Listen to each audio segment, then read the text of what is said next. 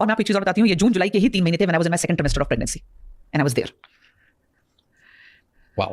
तो आप जंग के मैदान में खड़े हैं विद अ प्रेग्नेंट बेली, और जब आप चल के आते हैं, आप सिर्फ इमेजिन करो राज, आपके एक हाथ में आपकी कार्बाइन है, एक हाथ में मैंने अपने 2 साल का बच्चा पकड़ा है और मैं प्रेग्नेंट हूँ। तो वो समय ऐसा था जब मेरी पोस्टिंग हुई हाई एल्टीट्यूड पे। I was the first lady officer जिसको हाई एल्टीट्यूड और एक्सट्रीम कोल्ड क्लाइमेट की पोस्टिंग मिली। 1997 की बात है, बर्फ पड़ रही थी बाहर, अंधेरा हो रखा था। मैं सुबह 8 बजे ऑफिस पहुंची हूँ, जो ऑफिस का टाइम था, और शाम के 6 बज गए मैं अपने कमांडिंग ऑफिसर के दफ्तर के बाहर बैठी हुई थी। उन्होंने मुझे अंदर नहीं बुलाया। क्यों? शाम को जब घर जाने की बात होने लगी और फिर से मैसेज गया कि मैडम हैं जो बाहर बैठी हैं, इसे उनको बुलाओ।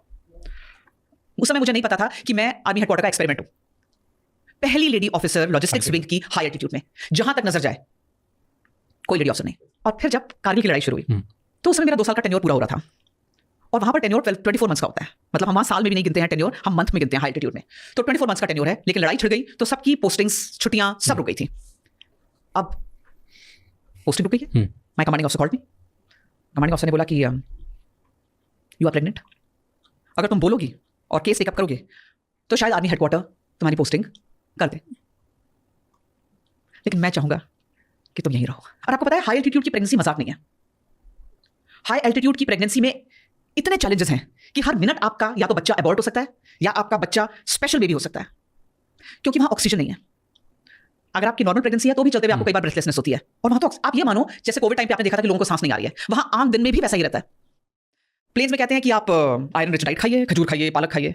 हाई एल्टीट्यूड में कहते हैं कि आप ये कुछ मत खाइए, क्योंकि उसको पचाने के लिए, उस बॉडी को उसे प्रोसेस करने के लिए आपको ऑक्सीजन चाहिए to convert it into haemoglobin, और वहां है नहीं।